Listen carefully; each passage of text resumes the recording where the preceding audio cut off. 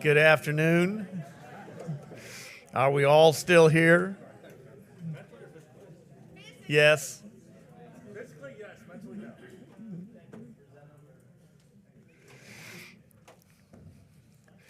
Now we have confirmed the important details and blessed certain things, and my rules person is not in the room at the moment, so now we will very quickly do this. Do I have a motion that we adjourn the meeting? Do I have a second? Meeting stands adjourned. Nope, I don't need to do a roll call. I did an eyesight verification that I have a quorum. I'm good. That's right. All those not here. See, half of my quorum is right back there at that back round table over there. They're conspiring against me. Yeah. All right. With that, and I see the other person is still trying to figure out what he's going to do. Randy Ventris, would you like to come up here and talk some more about safety? You better believe it. You can take it to the bank. Hold the chair. Have a seat. No, stand over there at the podium. Do your business. Do I have a clicker? Yeah, that's the clicker. You need this set of paperwork you threw down over here? I need my script, but somebody's got my podium, but that's all right. I'll wing it. You can put it on top of there. No, it's all right. I can move everything you No, want. it's all right. Making sure. It's okay. Good afternoon, everybody. I hope tacos were good. Yeah. I know, believe me, I passed on the tacos today for obvious reasons. We're not going to get into that. I'm not a taco guy. Burritos and chimichangas are my downfall, okay?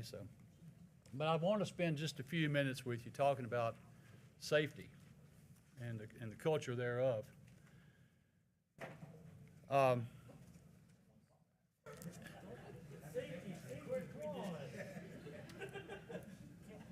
Your leaders for tomorrow, right? Culture is generally defined as a set of shared attitudes, values, goals, and practices. And these goals and practices characterizes an institution or an organization. This presentation is going to take a dive into the culture of safety as it pertains to our organization. A little background on this presentation.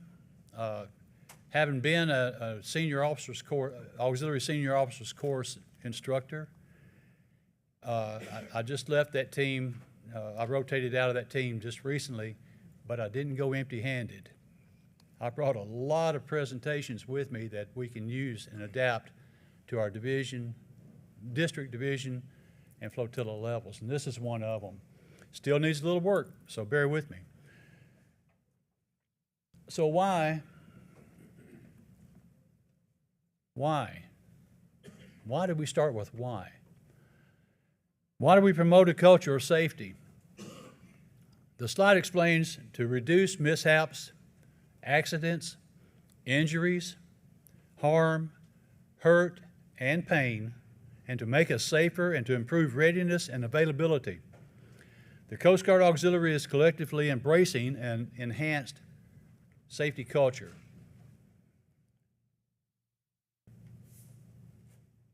I know you may or may not be able to read this, so just let me read the slide. Safety is the quality of averting or not causing hurt, injury, harm, danger, or loss. Culture is defined as encompassing the social behavior, attitudes, and norms found in human societies, including the knowledge, beliefs, and habits of a particular group. Simply stated, culture is the way we do things around here. Safety culture describes how our organization collectively thinks about safety and how we incorporate safety into our actions, into our attitudes, into our beliefs, into our customs and habits and values. So now the what? Safety culture describes how our organization collectively thinks about safety and how we incorporate safety into our actions, attitudes, beliefs, customs, habits, and values. I want to take just a moment. Each of you should have a document that looks like this. It's a meeting safety checklist. We all go, and I'm holding it up because it's not on the screen, but if you don't have one, we've got plenty or can get plenty, but this meeting safety checklist is a suggestion to use before every meeting. This morning you heard me give a brief safety briefing. How many of you, and I hope it don't embarrass you, how many of you by a show of hands start your meeting with a safety briefing? A few. Whether it be a flotilla meeting, division meeting, or even district meeting, a few of you are doing that now. My job is to help you get into the motion of doing this automatically at every meeting. Let's define real quick mishap. What is a mishap? Some may call them near misses, but a near miss includes any event that likely could have become a mishap, but didn't for one reason or another, perhaps by chance. These events may also be called close calls or near hit or near accident, all of which describe a narrowly avoided accident or mishap. And a mishap is defined as any unplanned, unexpected, or unintentional event that causes injury, occupational illness, death, material loss, or damage. Although a boat collision is obviously a mishap, there are less obvious events such as a slip and fall or a cut from a knife. I want you to think about something just for a moment. Yeah, that's what I thought. Think about something just for a moment. Think back to an event that has happened that you were witness to, participant in, or victim of. It didn't have to cause any injury. I want you to think about that. Just think about it, that one event. Just give it a thought. And then dwell on it. We'll dwell on it a little bit later. But have you ever seen anything that came close? Oh, Anthony Waters, great example. Would you consider that a mishap? Would you consider that a near miss or a mishap? Yeah, he didn't face the floor real good, so yeah, we could consider it a near miss. You're perfect, Anthony. Thanks for keeping up there, just for me. So, where is the safety program going? And is it really that important? The safety program began on a nationwide, national level nearly 6 years ago, and we struggled getting it off the ground.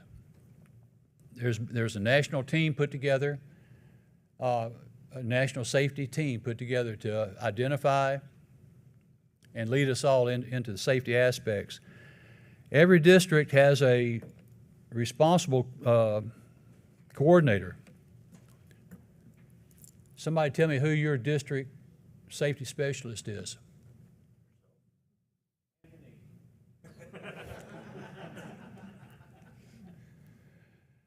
I had one right. Oh, come on. I had one right answer. Thank you there. So who can appoint your district safety specialist? Commodore appoints. So what are we all doing to ensure the safety concept in our district and our district divisions and flotillas? So what kind of support is out there for the divisions and your flotillas? We believe that as this program starts to build, we're going to build more support throughout. I'm there for you. Commodore is there for you. If you have any questions or concerns along the safety lines, any ideas that may help promote the safety concept, please get these ideas to us. So this is an example of what one district is doing. Ninth Central Region is making an effort. They do workshops at DTRAINs, and you can consider this a workshop, if you will. They make it available online. They have quarterly discussion points, kind of like our diversity moments, and then regularly reporting back to XCOM. Are the members getting this? So let's try out we'll try out one presentation in just a minute, but you see how 9 Central is making a difference. 8th Eastern, as you noticed, begins every business meeting now with the DSS pointing out what to do in case of.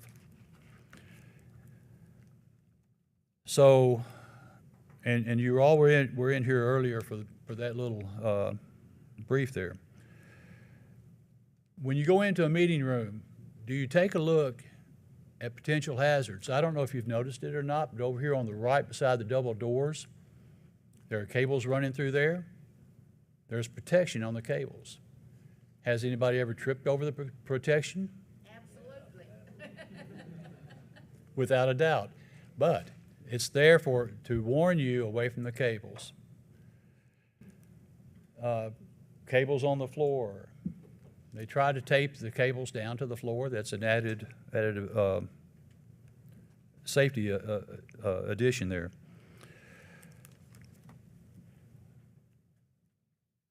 So where's your division? Where is your flotilla? Have you started the mindset for safety culture? Is there enough emphasis on safety? The safety management system, I know that's tough to see there, but this is the safety culture within a safety management system, which is widely known throughout industry and throughout government, the safety management system. And we can get into that later on, but I want to talk about the cultural ladder here. And if you can read that, fine. If not, we'll have the slides available to you later on.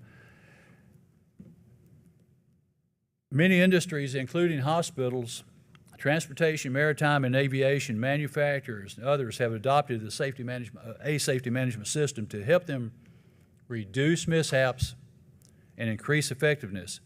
Our SMS model, the auxiliary SMS model, is building our own safety program. So how do we get to safety as a way we do business in the auxiliary? It should be foremost in our minds automatically. Whether it be a public affairs event, operations, yeah, even a flotilla meeting. Our air and surface ops folks go through a pre-mission safety brief, do we not? Why not, before a public affairs event, you gather the players together and talk about what could go wrong, what's safe, how to practice safety there. Think about it. You go out to do a vessel safety check. VEs, I know we've done a lot of them, right? There's always a hazard. There's always a hazard anytime you're doing a boat. I had a mishap doing a fishing boat one day.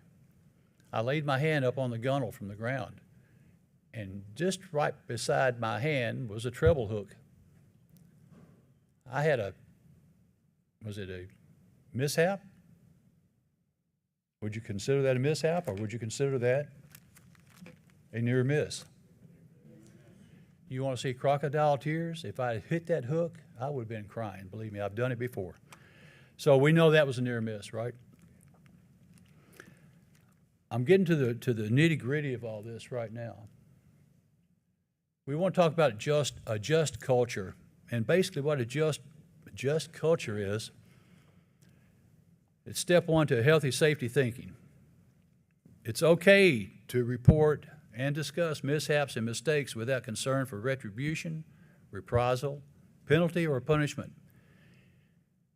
If you mess up, fess up. And that's from Robert Schaefer, who happens to be the team leader for our national safety team. If you make a mistake, talk about it. What are we doing with that? When we start talking about it, what are we doing? If I came to the chief QE coordinator as a QE and I said, man, I sure did mess up, what do you think his response should be? I know what his response would be, but what do you think his response should be? His first question should be, have you learned from it? Is he going to bust me as a QE? He would. No. Maybe, maybe not. But the thing is, you got to talk about it. And if somebody comes to you and said, flotilla commander, division commander, I've got an issue. I made a mistake, and I need to talk it out. Talk to them. Make it okay for your members to report near misses, mishaps. Make it okay for them. Don't just say, yeah, you dummy, you should have not done that. We all know you should not have done that. But make it okay to talk about it. So we talk about it, what are we doing? Learning. We're learning from it. It's okay to learn from others' mistakes. It's okay to learn from other people's mistakes. Do what? Preferable to learn from other people's mistakes rather than your own, right? So if mishaps happen, what do?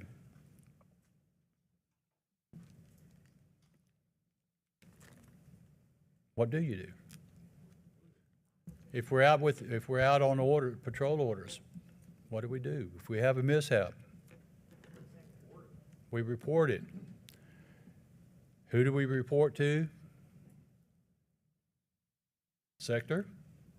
If we're on the auxiliary side, who do we report mishaps to? Two-prong. Your leader and the DSS, District Safety Specialist, because we need to have this. We need to have this kind of information. Why do we need to have this kind of information? To later on be able to learn from it. I'm in the process right now of sending a final draft of a mishap report, that general mishap report for to cover everybody, to the Commodore for his approval. We've been kind of moving it back and forth a little bit here, and hopefully it's going to be just a simple form that you can pull off, fill out, and send to me. No names involved, just what happened. And that's what we want to do. We want to build a database, basically, of what's been going on. So that being said, do you have a better concept right now of what a just culture is? Who can tell me what a just culture is? Don't be shy. It's okay to do what? Okay. So we want to build a safety culture. Any questions, comments? Love getting them after lunch because they're so easy. They are. I mean, Thank you. you can't find a group of people that's easier to work with.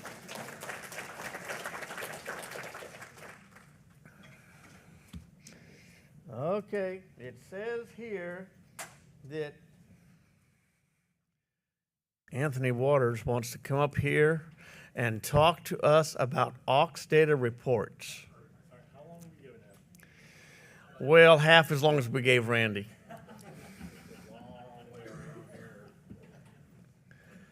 Did you miss the cord this time? I wasn't the core at the table. Moved. Okay.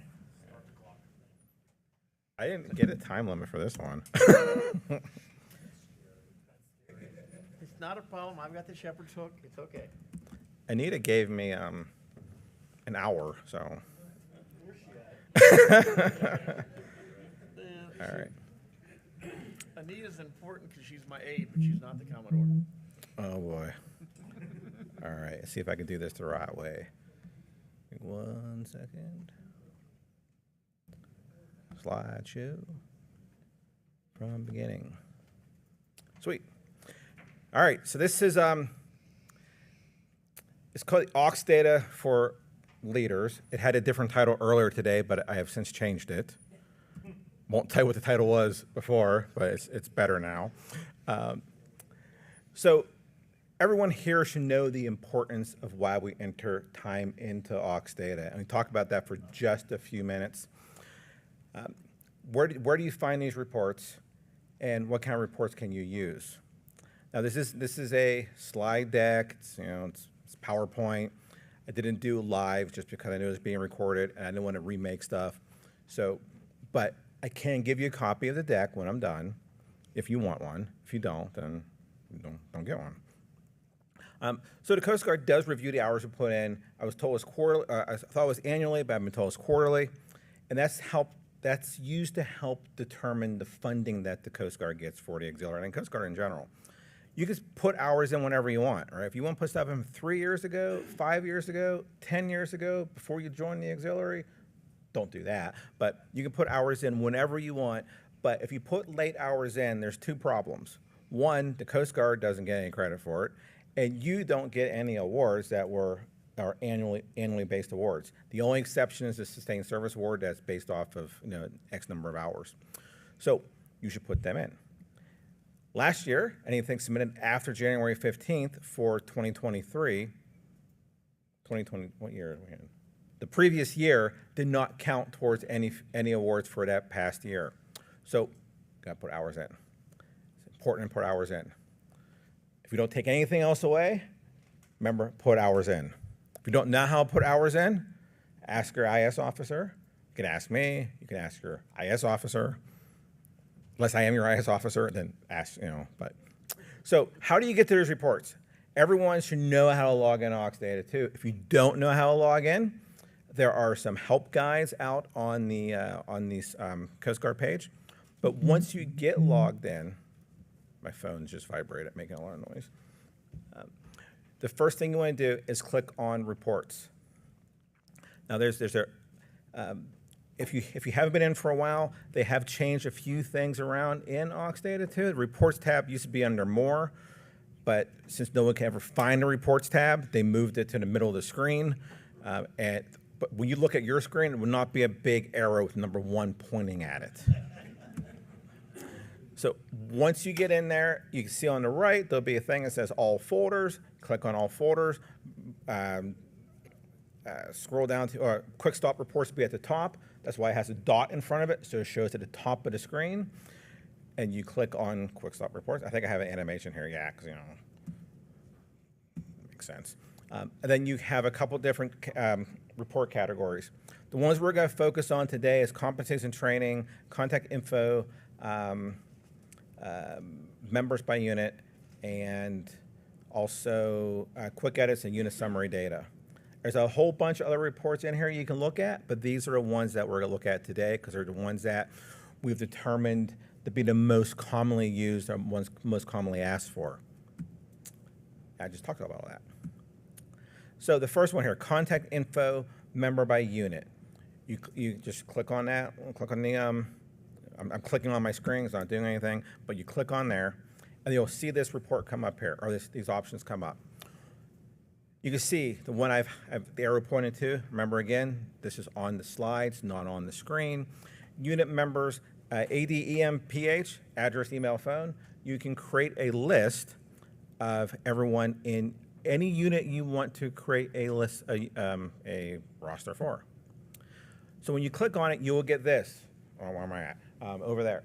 It will show nothing on there because you have to click on a little funnel. There we go, where my automations were. And that will bring up the other screen you see right below that says filters. Under unit number, it says change to unit number. That is your unit number. In my case, it's 0820702. Yours may be different. Well, yours will be different. So whatever you put in here, if you put a full flotilla, you'll just get it for the flotilla. If you put in division, for my case, 08207, I would get the division list. If I put it in for just 082, I will get the list for everybody. Now, while this is where this is important, I think there's another slide, is it's not on, when it says active, retired, equals active, this will only show you active members. If you want to get a retired list, you would just click on the click on equals active and change that to retired. But we're not going to do that. We're just going to do this other one here. So once you do that, you'll run this report. And me being, changing this list last night, I forgot to actually change this slide that showed the downloaded material. But this will show up with materials that will say,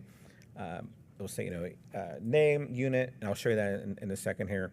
But to export this, you'll see right next to edit, click on a little down arrow, click on export. And once you click on export, it's going to ask you, how do you want to export it? Choose formatted report or details only. I would tell you just use formatted reports. It's easier to do. Details only just downloads it into just one big block of data. If you know what a CSV is, you can use that, but most people don't, so I'm just going to skip past that. Then when you download it, this is what you'll get. Now, obviously, this will have information in it, the name, last name, and you can do whatever you want with this. It will have their address, their phone number, email address, and other information that you can use to make a list for whatever you need. I've used it to, last year at our Change of Watch, we wanted to invite all the retired people, so we went in and pulled a list of retired people, and this is how we did it. Now, the next one, which I think people are interested in, is the core training report. Yes, yeah, maybe not.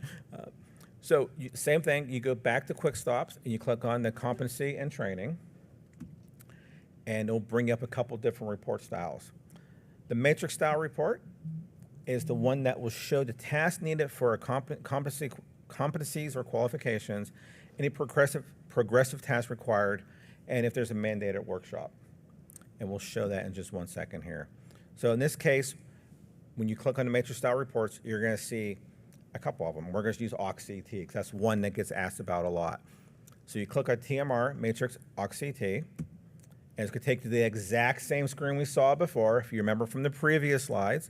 Once you go in there, same rules apply. You click on the funnel, then you change unit number to whatever unit number you're looking for. And I think this one I actually did download the right slide. So I put, for me, 0820702. If I hit enter, I will get this report here. This will show you everyone for a core training, where they are in the core training, like what do they have done, are they going to expire? And this is actually, this one's pretty decent because I have everything representative, right? I have ones that are red, this is not certified, so everyone's going to have AUXData as a core training. If you're not certified, it's going to be red with all zeros. That means you haven't done anything at all with core training. If it's green, that means you're good for the number of days that are in green. If you can't read that because it's very small, that says 1,937 for the first one. One below it, that one shows that the person, not that one, going down to about halfway down is a big red line, or it looks orange on the screen. That one, the person, their AUXData is in arrears because they haven't done one of the courses. In this case, they haven't done any of the courses for 985 days. So it shows you how long they've been expired for. Then you go down a little bit further, you can see near the bottom, you have one that's all in yellow. That means they're getting close to expiration. In this case, all their core trainings will expire in 111 days. Now, on this one here, you see the column, the one that's almost all red, that's the new suicide prevention course that's just introduced. So that's going to be red for a lot of people. But once they do it, it uploads to AUXData, and you're good. All right, so same way to copy or export this report, and I don't have it automated on this one, but you click on the edit button, you choose the export, and you save as. Now, when you do that, it's not going to have the nice pretty colors. It's going to just show, like I have on the bottom of that one, you'll see just the numbers. But if you see negative, that means it's expired. If you see 0, that means they haven't started it yet. One thing that I did find out, this is new, when you export the colors on some of the reports, they will actually say red or green or yellow. They won't say yes or no, but some will say yes for green, no for red. This one here, though, that I have highlighted in the middle there, This particular individual, some of their stuff is good. They did core training 840 or expire 841 days. Some they haven't done and expired 985 days ago. Now, 985, 841, 1572, those day numbers are just the number of days that they've done it. It just happened that these individuals probably all took it during a workshop done at a flotilla level, and they're all expiring because they haven't done it. All right, progressive task trackers. This is one that got asked about yesterday. Someone said, how do I know if I have people that haven't done their VEs? Well, you click on here and you can see the one down the bottom, progressive task tracker VEs. And you have one at the top, progressive task tracker for hours. We're gonna talk about those ones in 1 second. So hours is any competency that has a minimum number of hours. Boat crew, instructors, there's coxswain, there's probably some others, I'm not sure what they are. But that's what that one is. Anyone that has a minimum number of hours that you have to do to maintain your competency. Progressive tasks, that's for program visitors. Have you done your 4 VE or PVs this year? Progressive tracker for tasks, that only applies to risk management or TCT facilitators or flight instructors. So unless you have someone that does one of those roles, you probably won't need to use this one. And the last one is the tracker for VEs, and that will show if you've done your 5 VEs for the year. So this one, I just picked one that was for hours. And this is again for my flotilla. So the very first one, you can see over on the right, under task color, that's red. That means they haven't done their hours for the year. If you see the ones that are yellow, that means the ones in red means they're in RIRES. I said that incorrectly, they're in RIRES. The ones in yellow means they have not completed their tasks for the year, and the ones in green means they've done all their tasks for the year. So they did their 2 hours and they don't have to do any more instructing. VEs would be very, very similar. So where it says cycle requirement, which is the number 2, which is hard to see on the slide, I know, that would say 5. If they only did 4, it would show 4 and it would be yellow. When you export it, same thing. You'll kind of see where it says red, green, yellow instead of just yes, no, maybe. But that's where you get that one at. All right, next one is spreadsheet style reports. These will show some of the similar information. It's just a different format for it.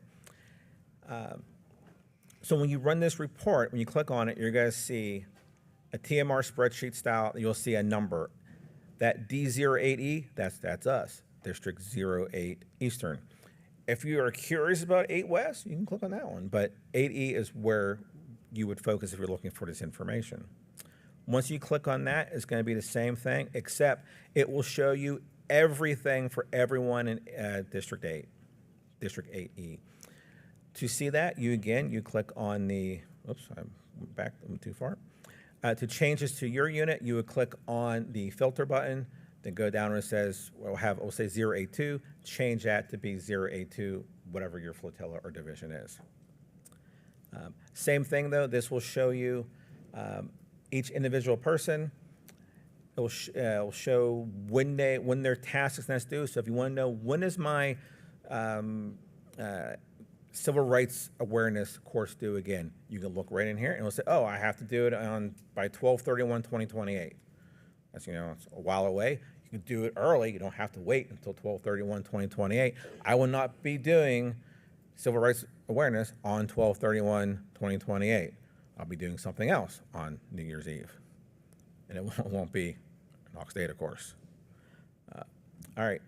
So the next one we have is the Uniform Assessment Report. And I did change this from Uniform Inspection, Chris fell asleep, to Uniform Assessment. This is one that a lot of people have asked about. So you go back to Quick Stop, you scroll down, get to Quick Edits, you click on it, Uniform Edits, Unit Filter, same deal, click on the little funnel, change it to unit starts with and put 08207, or don't put 08207, put whatever your unit is. And when that does it, it'll pop up the list and it'll show the member's last name and when they had the uniform last inspected. Last inspected comes from AUXDATA. I didn't type it in there. That's what AUXDATA says. I know there are assessments now, but that's what it says. So over here where I have it redacted, last name, that will actually be a hyperlink. You can click on that hyperlink. It will take you right to that user's record, and then you can go in and check the box for either exempt or when they last had their assessment done. All right, that one there. Moving back in for workshops. This is one that gets asked about as well. I don't know if my workshop expired. How do I know what workshops I need to take? So click on Workshop Tracker. It'll take you in. You can see all the different workshop trackers. Now, as we all know, or you should know, workshops are not required for every single qualification every year. Some years they are, some years they're not. If you don't know, just click on one. I don't think I downloaded one for this one. No, because I did, but I forgot to include it. So if you click on, we'll do Workshop Tracker All. You click on there, it'll come up, same screen we've seen before, it'll be all blank. Click on the filter, put your information in, and then you'll see who has a workshop that needs to be done. And if they show up in red, they need to do it. If they show up in green, they're good. All right, and then we're moving towards the end here, because everyone's falling asleep. I'm falling asleep, I'm standing up here talking. So we go to unit summary data. Now, anyone who's used the old AUXDATA system, the original one, not the original one, the one that was before the one we have now. There was this unit summary data report you could run. It came up, it showed you all this beautiful information about how many stuff you've done and all this and all that. That report was never right, just so you know. Nothing on there is right except for the number of vessel safety checks I think you did. Everything else was kind of magically wrong. But when you run this one, you can come in and you can see this information. These are all different reports. Activity unit hours this year, memory unit hours. So you can go in and you can see all this information, and you can download these and you can share them with your or whomever. But the whole purpose, I'm almost done here, the whole purpose of going through these is so you as leaders know what reports are available. So when you ask someone, hey, can we get a report on this? They say, oh, we can't. So, well, guess what? I was at DTRAIN, and Chris said to listen to what Anthony said, and you can get these reports because they're all in here. Now, I'm going to go back a bit here because I wanted to mention one thing on here, if I can remember where it is. I meant to put this at the end. Okay, so anytime you change these filters, I'm not going to recommend you do this unless you have a very good reason, but the quick stop reports, you can't save them, right? If you go in and say, I like this, and you go to, as you notice in our edit, there's no save option. You can save it as something. So if you have a report you ran, you really like it, you want to run it regularly, you can save it as a different name. And you can save it on your own private folder. You can make a bookmark to it, so you can then run it whenever you want. Now, you can do that. I generally say don't, because as you saw how easy it is, just click on the filter and put your unit number in. It doesn't take it that much longer to do. And sometimes these quick stop reports do get updated by someone in the AUXDATA world that changes these reports, whomever admin 42 is. I mean, I know who that is, but it's not me. It's not me. I'm not admin user 42. If you don't know what 42 means, talk to Chris. So let's get back to the, whoops. So yeah, that's it. If you want a copy of the slide deck, see me. I will send you a copy. Chris has a question in the back. Oh, that's not a question. That's a request. Are there any other questions about this material here? If you have other questions, feel free to ask, or ask your local IS officer. Unless I'm your IS officer, if that's the case, ask Victor. He's one of the IS officers in my division. All right, that's all I have. I thank you for your time. I went as fast as I possibly could. And I didn't get the hook or the kick, but I got the snore. No, I'm just kidding. You weren't that loud. Who's next? Get out. He's gonna give me the hook. All right. Oh, no, it's just your own stuff falling off the table. Get out of your way in a minute. Get my bag and my phone. All right, I'm out of your way now. I got 2 more years. He started it. I can end it too.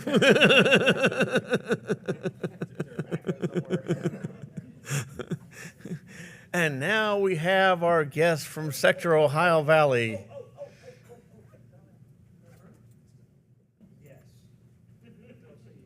That's not my problem. It's not on my script. I read my script.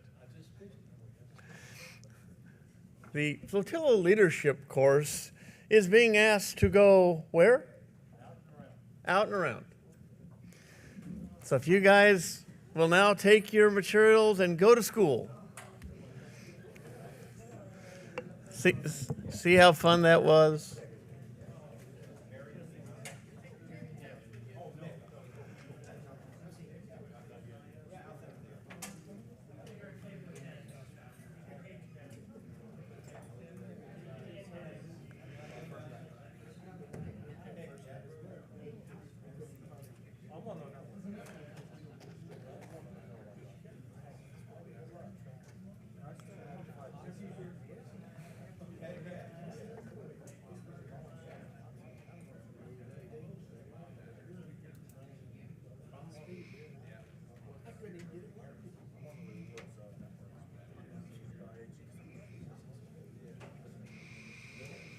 Okay, you finally done, Randy?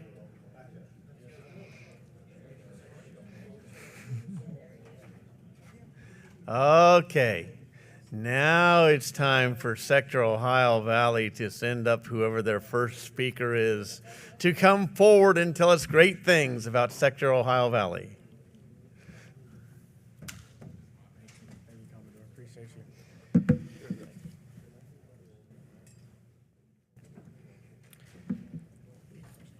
Okay, good afternoon, everyone. I am Ensign Christian Kenyatta from Sector Ohio Valley. On my left side here, we have Lieutenant Morgan Manville and Chief Zachary Rivera. Thank you all for inviting us out. Basically, I'm just going to be going over what we do at Sector, the command center, some history, our AOR, everything Sector related in a short amount of time. Excuse me. So first I want to get into our sector history, and I wanted to note we have been around for a very long time, and in 1876, 3 men were established as a volunteer rescue team in Louisville, saving passengers and cargo endangered by the falls of the Ohio. So to put things into perspective, now we have about 400 active duty and reserve combined personnel.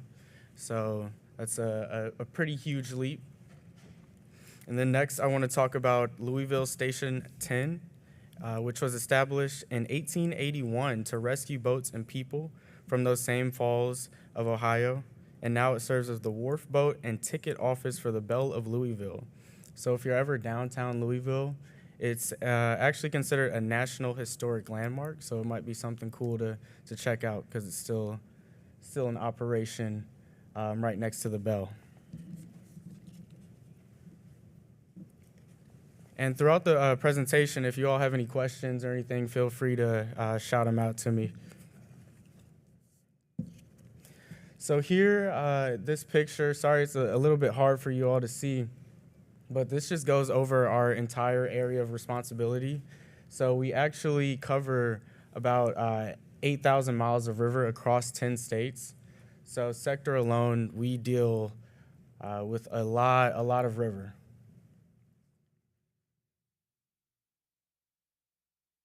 And our units ensure the safety, security, and environmental health of their area of responsibility.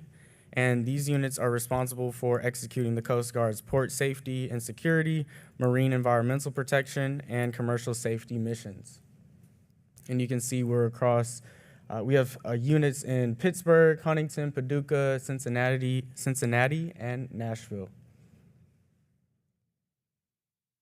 And now I want to talk about our mission responsibilities. So really we cover a lot of the Coast Guard missions, and mainly maritime security, search and rescue, maritime safety, environmental protection, port and waterway security, and aids to navigation. And when it comes to search and rescue, we really depend on our emergency agencies, police department, fire department, since our stations have been de-staffed. So really, with those rescue missions, we coordinate with them to get people out on the water and execute those missions.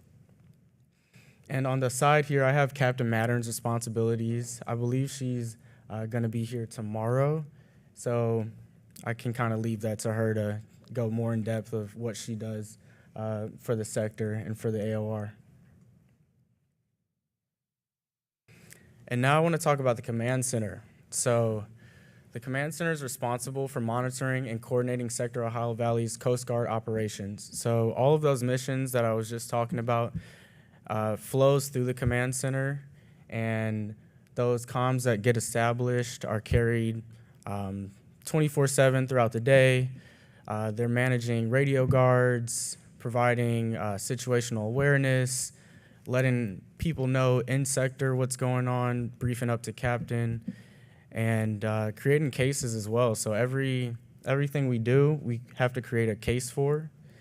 And also those broadcasts that you might hear on the radio, those are all flowing through the command center 24/7. And it's just an interesting image. This isn't our command center, but that's basically what it looks like inside. A bunch of computers. There's a bunch of radios, big news TV, and things of that nature. So to get into communication systems, just to build off of how the command center operates, so we have 24 different RFFs, and those are our radio towers throughout the area across those 10 states. So actually 2 of those are shared with Western Rivers, and we're monitoring them 24/7. And when you're out on the water, if you need to do a tow or assist a mariner in any way, you can reach out to us via channel 16 or by cell phone. Either way it goes, we don't mind. Cellular calls are fine. And usually if you hail us over channel 16, we'll get back to you and tell you to switch over to 22 Alpha. And if you ever have any problems hearing us over the radio, you can just call us and let us know so we can get that fixed for you. And I'm not sure if through your policy or training, if you are required to talk over 83 Alpha between different auxiliary members, but that's also there for you. We don't monitor that. But those 24 different sites, we are actively monitoring 24/7. And just at the bottom there, an important note, if there's no cell or radio signal or communications available, we definitely don't want you to go out, because that poses a pretty big safety risk in terms of not being able to communicate with you or any mariners to know your whereabouts or what's going on. So if you know you're going out somewhere to assist somebody and you're not going to have any form of communication, we would not advise you, and we don't want you to go out to assist. So here on this slide, again, it's hard to see, but I have a scan of a checklist that we actually use in the command center. So every time you do a tow or assist a mariner, we have to create a case in the command center. And that's why it's important for you to brief us before you actually complete the tow. So that is something that I just want to, stress here, that it's extremely important that you call us beforehand, because, again, safety concerns and also just security concerns, we need to know before you assist any mariner what's going on, so we can establish a timeline. And I printed out some copies of that, and I'll leave them over on the side here at my nameplate, just so you all can have that if you want to give it to anybody or put it on your boats, so you know when you're calling in what information that you need to give us. So it's basically just regarding your auxiliary number, the vessel information, things of that nature.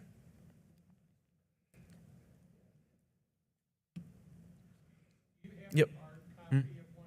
Oh, yeah, yep. I printed out about 50 copies, so I'm going to leave them right over there. So I'd appreciate if you guys can grab them.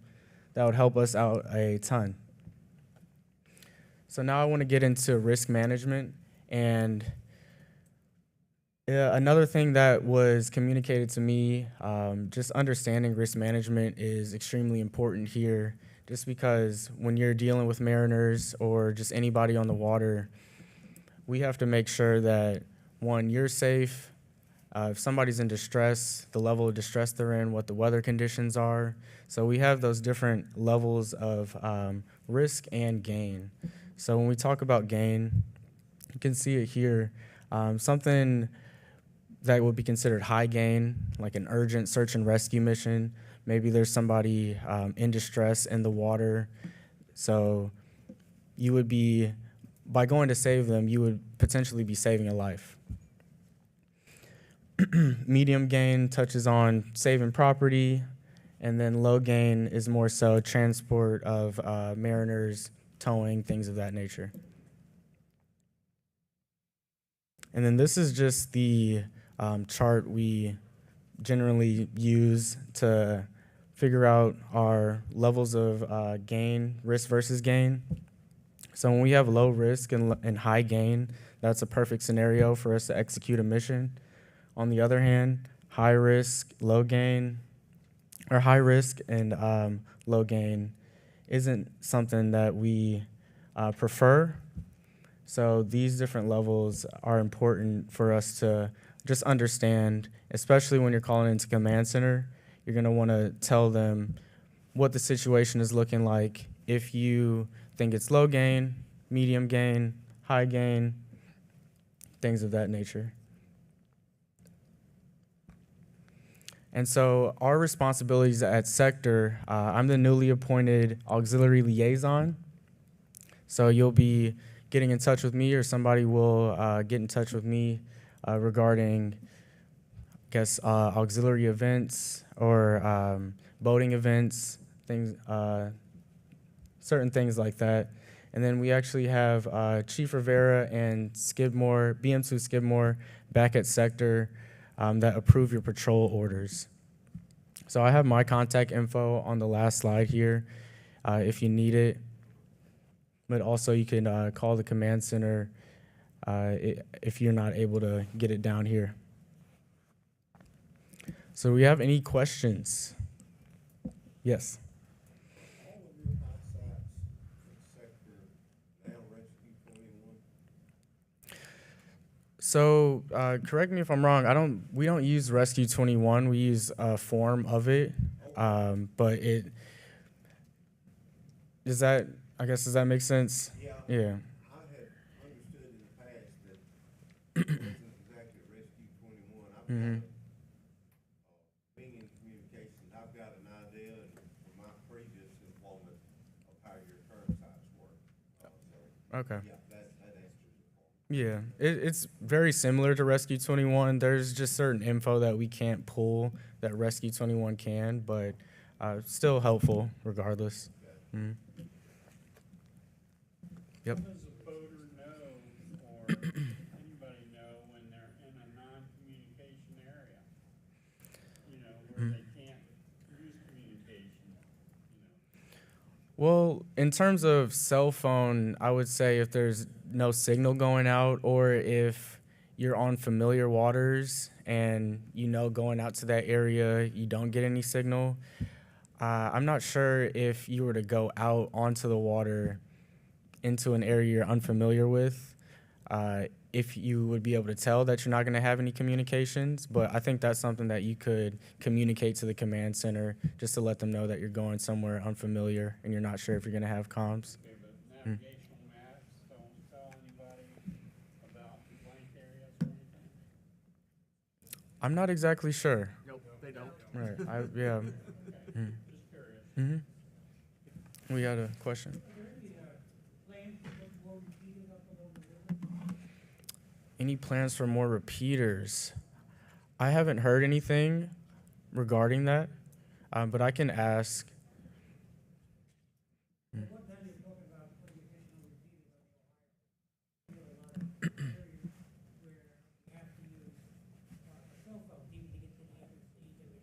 Hmm.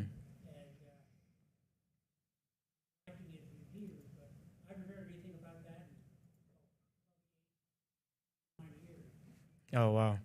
Yeah, I definitely will ask, and I can get your contact information and relay that information to you. Yep. Mhm. Okay, will do. Got any other questions? Okay, so thank you all for having us, and I will leave those tow check sheets over on the side if you want to grab them. There should be enough copies for everybody. Thank you all.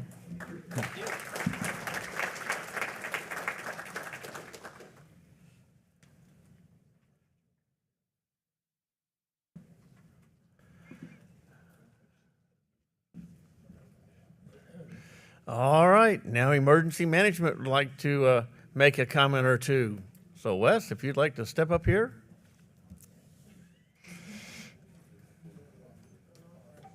No, this is not the comment.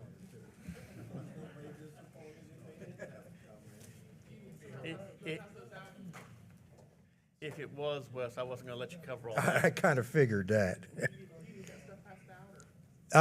No, that'll be voluntary pickup. If you could put that up there, please. Thank you, Pat. Afternoon, y'all. I know I wasn't on the schedule, and I know we probably got other things to do, but this is important. This has actually been something that the Chief of Staff and I have been discussing back and forth over the months since I first rolled this out and presented it in a prior DTRAIN. Everbridge is a platform that's been available to the auxiliary for a very long time. It apparently was tried here in 8 Eastern once, pretty much fizzled, and was abandoned until I started to resurrect it. I have talked to people in other sectors, other districts, and it's widely used with a tremendous amount of success. And there really is no reason why we shouldn't be using it here in all the divisions. So basically, what is it? Well, I'm going to be blowing through some of these slides here because this program actually was made for when I did the actual class here. And I don't think you want to be sitting there for 4 hours. So, Everbridge is a commercially available system that's available on a global level. It was created by a private company, and it's used by both governments and private business. Now, what is it used for?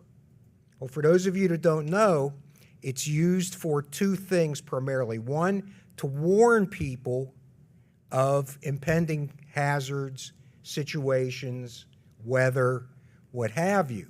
The other is to keep track of their people.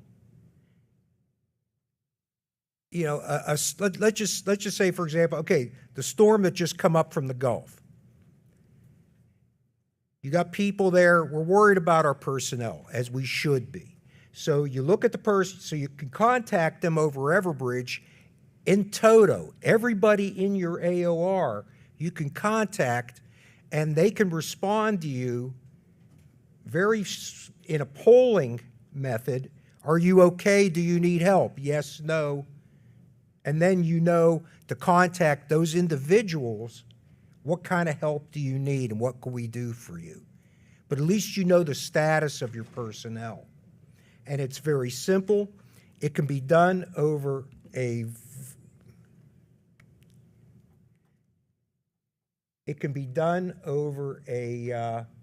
variety of media. In other words, you can get a hold of people on their cell phones, on their hardline phones, those that still have them, texting. You can even get a hold of them through social media, emails, all at the same time. And all you have to do as the authorized user is click on. It's not complicated. It's not rocket science. It's a customizable system to inform groups quickly and repeatedly. You can send messages out every half hour, every 15 minutes, every hour, or just once. You as the user, decide that. The system doesn't. You do. We can check, again, we can check on specific groups of members, their welfare and immediate families, so we can get them help. And one of the big pluses is we don't pay a dime for this. Nobody at 8 Eastern, 8 Western, 9, 5, 11, nobody has to pay a thing for it. The costs are covered. But we have it available. Now, like I said, we used it before. So, what are specifics that we're supposed to use Everbridge for? Urgent and emergent events, not routine meetings, things like that. We got a major snowstorm coming through West Virginia. We've got a hurricane coming up from the coast, whatever. We have a terrorist attack event.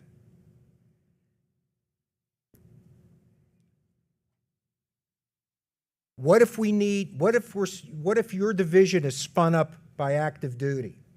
They need you.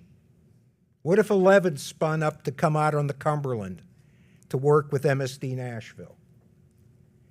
Can get this message off to everybody in the division immediately.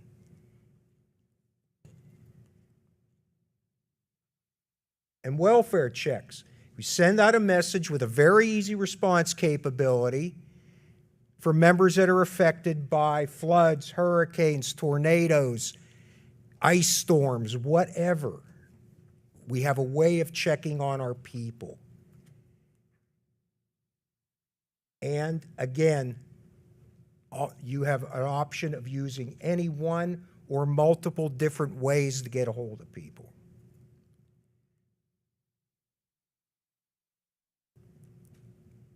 Now, when you go on the system, you're logged in, you have a dashboard that gives you a whole lot of information. I'm just breezing through some of this stuff.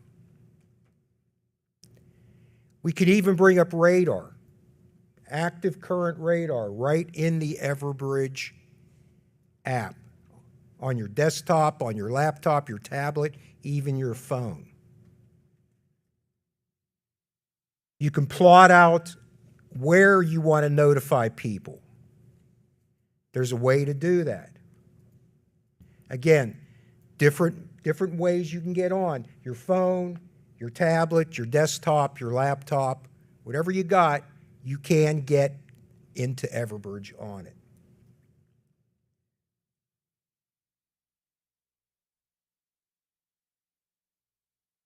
Now to reiterate, and I've talked to people about this before, again, just to make sure we're very, very clear on how we're using Everbridge here in 8 Eastern. Only for emergency and urgent communications. Now, one of the examples I give for those of us that have winter,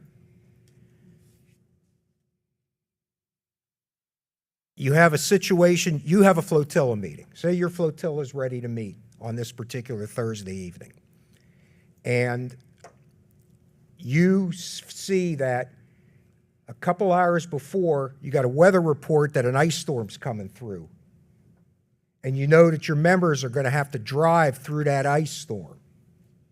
Yes, you could put out an Everbridge meeting event canceling the meeting due to an unforeseen weather event. Now, if you know 2 days before that ice storm's coming, then you need to use some other way to cancel the meeting. Because at that point, it's not an emergency to cancel the meeting. You can send out emails, phone chain, whatever. But if you just only know about this a couple hours before the meeting, by all means, use Everbridge. Checking the welfare of our members and their immediate families.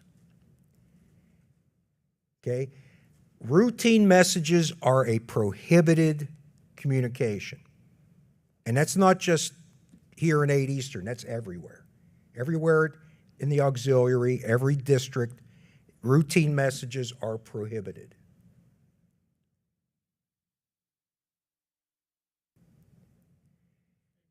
Yes, sir.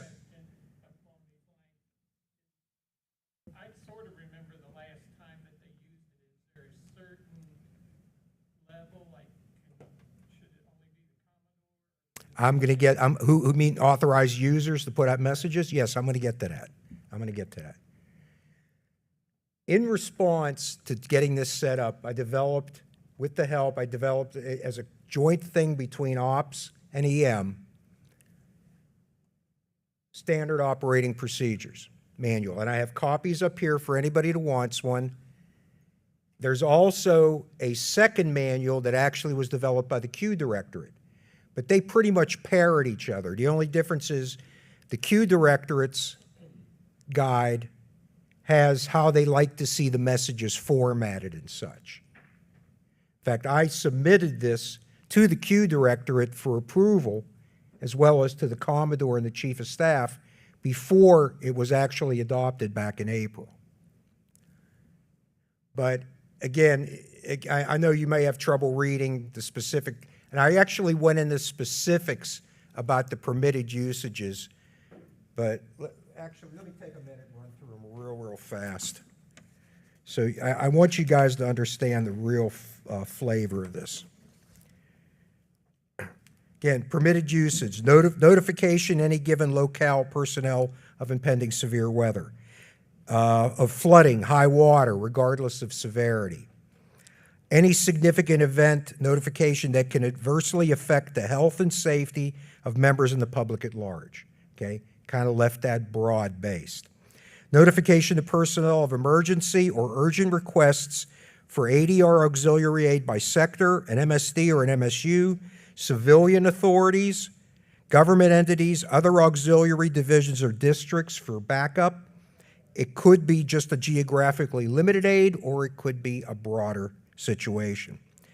Notification of events or situations, if not made in an immediate fashion to ensure receipt of the message, could result in an unsafe or dangerous condition for members and families. Back to that short-term pending ice storm. Notification of man-made events that could create an unsafe environment for personnel or families. Say say the marathon facility along the Cumberland River goes up, God forbid. Could be a disaster for the Nashville area. Okay, we had something like that many years ago in Pittsburgh, where we had an oil storage tank collapsed and just dumped thousands of gallons of diesel into the Monongahela River. The Ashland oil spill. You know, that was a man-made event as far as we're concerned. Notification of terrorist acts committed within the district, but they must be confirmed by law enforcement prior to transmission. In other words, if somebody texts you or sends you a message that, hey, you know, somebody just blew up a backpack bomb in front of the county courthouse, it better be more than a news report. The police better have confirmed that is that some sort of a terrorist type act has been committed. Then you can put it out as a notification on Everbridge. We don't want unconfirmed things like that to be put out. You're just going to throw scares into people. Notification of large-scale public disturbances, civil unrest, which can result in unsafe conditions and travel for auxiliaries and their immediate families. Goes without saying. Unsafe waterway conditions, small craft advisories, things like that. A barge breaks loose and is stuck underneath a bridge, creating an issue for passage on one of your rivers. Checking the welfare of auxiliaries and their immediate families in any specific geographical area and/or flotilla and/or division due to a significant event that could have created hardship, injury, loss of life, severe property damage, or other untoward situation. This is strongly encouraged. We need to make sure we take care of our own. Test notifications. Now, this can be important too. You got to make sure the system works. You got to make sure people are receiving the messages. Now, Everbridge as a whole, globally, states it's up and running properly 99% of the time. So that's a way to test it.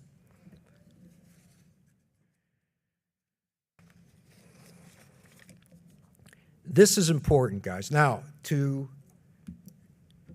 the question that was asked, who are the authorized users? Who can put out notifications?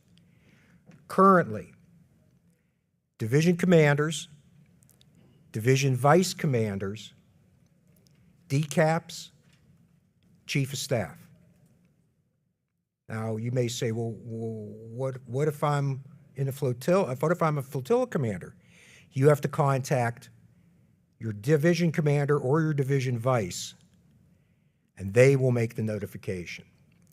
We had, and it's one of the things that you'll even notice, if you read the Q Directorate Guide, they say they don't want everybody in the world having access. It can create a real problem. We're not saying, and I'm not saying, please don't ever take it that I don't trust our flotilla leadership. That's not the reason why there's a restriction. But we have to limit the amount of authorized users in the system. And this seemed to be the best way to do it. Yes, John? You said DCAPs could put out the alert. I thought in the spring, DCAPs had access to see it, but it was. No, I gave you guys full access. Yeah, no, I thought I was clear on that. I guess maybe I wasn't, but the DCAPs have full access. Now, I'm always open to suggestions as far as who has access. I realize that, you know, if a flotilla wants to get an Everbridge out, they have to get a hold of a division official. Maybe we want to add, at some point in time, our communications SOs. If I get enough positive response that that's what we really need to have, then that's something I'm glad to entertain. This is your system. I need you guys to actually do this. When I first put this out, I did send emails out to the divisions. I received very few responses back, which was pretty disheartening.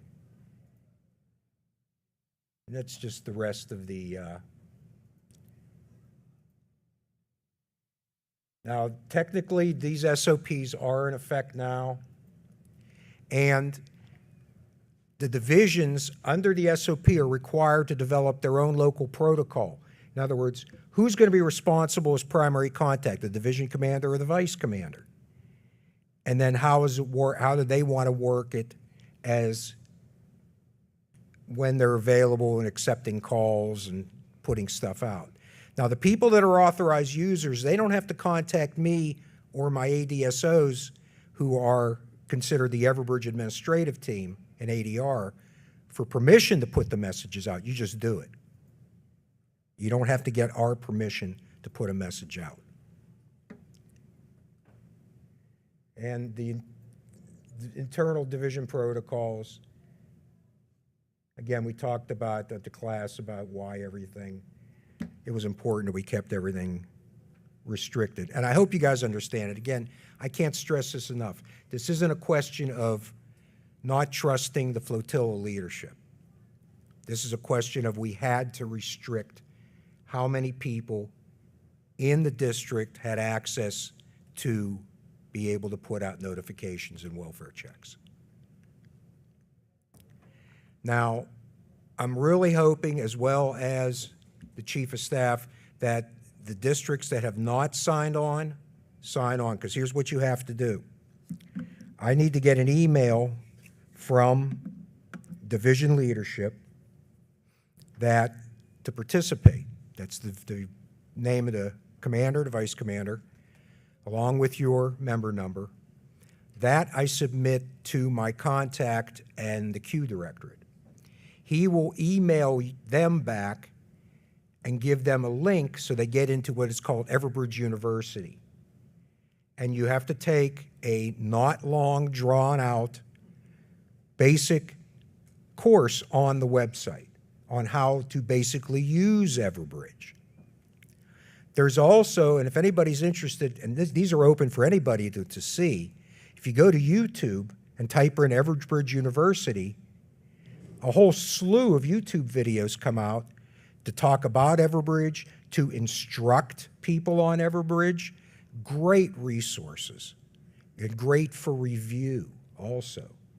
They're very, very good, professionally made videos, and they're available on YouTube. You don't even have to have the premium YouTube.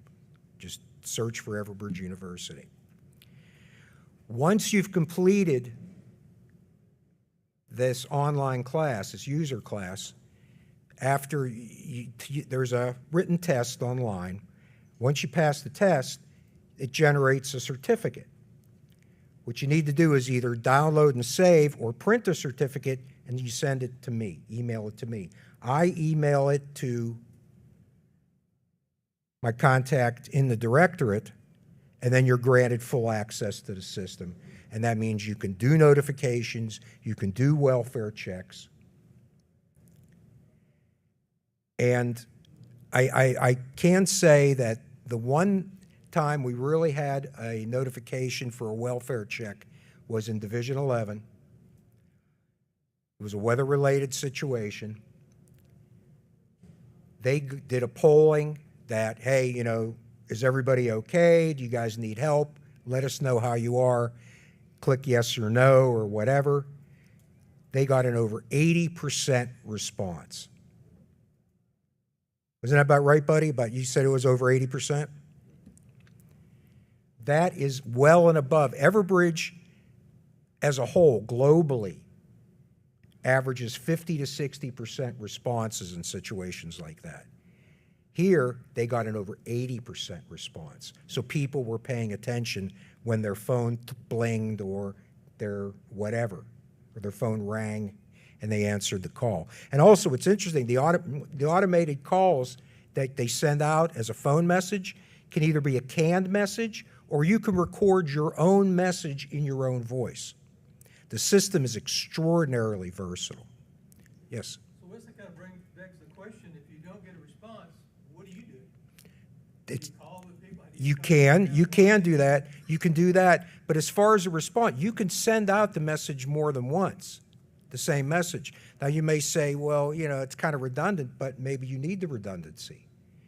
You know, maybe you can say, okay, we're going to send the message out 3 times in an hour. We're going to send it out 3 times, once every half hour. If I don't get, the people I don't get a response, I'm going to go to my roster and I'm going to start calling them.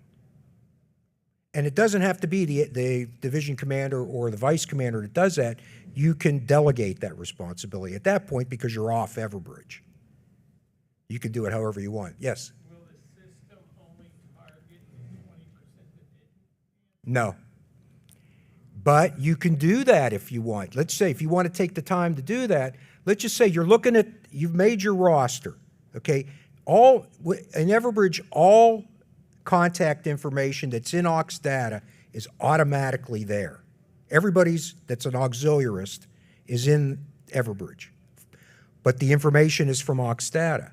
And I don't think I have to tell all of you that everybody's contact information isn't correct. So you have that you have to deal with. But you can fix that. Like say you see a phone number, you know, that's not Ralph's phone number. I know what his phone number is, and that's not right. You can fix it, you know, in Everbridge. But such as say that 20%, you know who they are, you could make another list of that 20% and send that out as another Everbridge notification if you want. If you want to do it that way, you can. The system is totally flexible. It's all in whatever you decide to do. Yes, Bob? What shows up on your caller ID? It's a phone number, and I think that's the one problem. To me, that's the one drawback of the system, is the fact that the people that won't answer a phone number they don't recognize may not pick it up. Yes, Vic? So with that, you can, when you send it out, you can send it as a phone, a text message, and email all at the same time. Correct. So they'll still see it if they don't answer it. Mm-hmm. Cecil? So, a lesson learned that we did learn on this little operation is that it's a Washington D.C. number, and a lot of people won't accept something from Washington D.C. So, the one thing that we learned is that we have to brief our flotilla commanders have to brief the members of what that number is and why they're receiving messages put it in their phone, and then it always accepts it, and they know what it is. It's the Everbridge number coming into them. So it's a lesson learned that we had to do. The other one was is Everbridge will produce a list of people who were not contacted or have not contacted back. So that gave us a hard list to be able to push around. Buddy, is there anything else that we did that you can think of? You will know who does not get the notification. That's when I started paying attention to this. The ones that did not respond, because I'm thinking, as something happened to them, this starts creating a list of people you want to check on from that. Information. That's why it's important as the initially going out, right? Yeah, oh, absolutely, absolutely. Yes, I'd say one other thing along that, I think we had this in our, I'll say our test, but that's why the quarterly test is important, because then people recognize it. They've seen it before. The first time they see it is not when it's hitting the fan, right? So doing those tests is important. The other thing is that number they use, like I'm on 2 other agencies' Everbridge lists, if you will. So that same number, I'm getting messages from 3 different agencies, including the auxiliary, on that same number.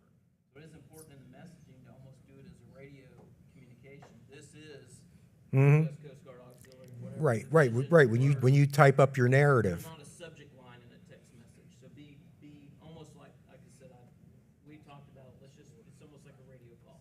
Tell us who you are and who you're calling, and put your message in there. Commodore. Can you give us that number so we can program? I honestly don't know. Do you guys have the number? You know what it is, Cliff? I've got 2 numbers in my phone, you can check which one is correct. Program in my phone. Well, check with Cliff, because he's got the number. One starts with 503. Yeah, 202 is a DC area code.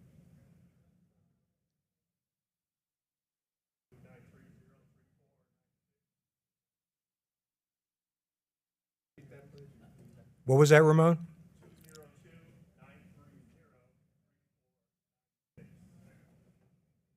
Does that sound familiar, either Buddy or Cliff? Yeah, one of the agencies started using a 5-digit, but Yes, that sounds right. Okay, that's the Everbridge number they used to call us from. okay. All right, well, that's good. Thank you for that.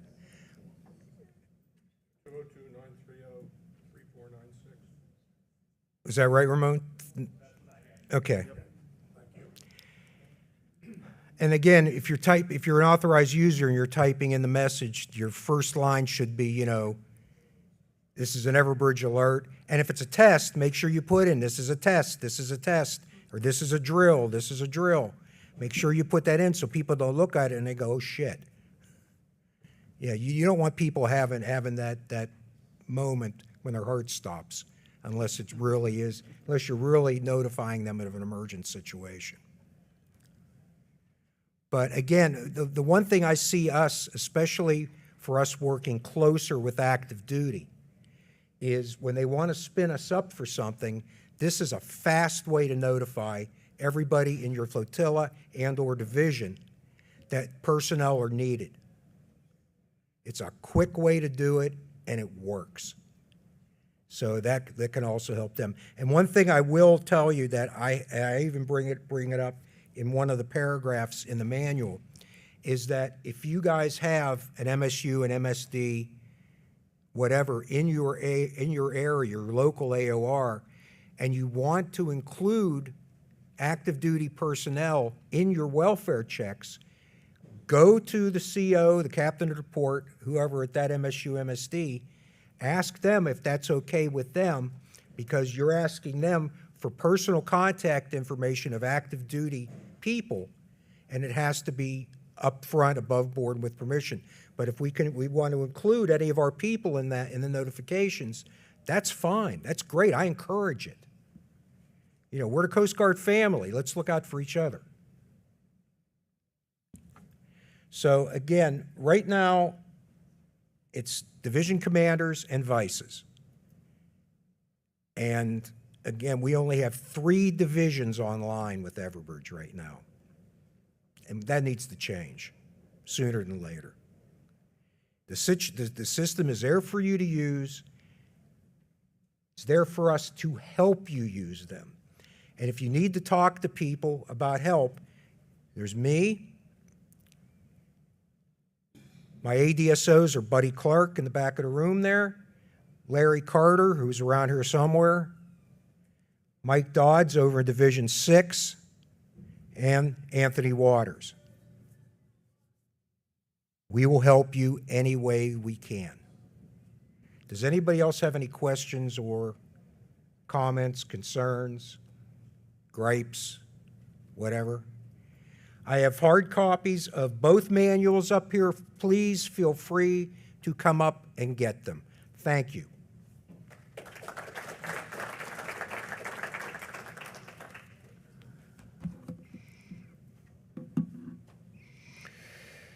All right, does anybody have any more information that they need to share or questions that they would like to have answered at this time? I see no hands going up. Therefore, I will remind you that at 17:45 we have a reception. That is a pre-get-together before we have the fun night. And the pre-get-together is in the terrace, which is over that way. And then the fun night this evening is supposed to be in that room and this room, according to the paperwork. And the cash bar is the hotel's cash bar, okay, in the bar area. Questions, comments? Good. Come see us this evening at Fun Night. Thanks for being here.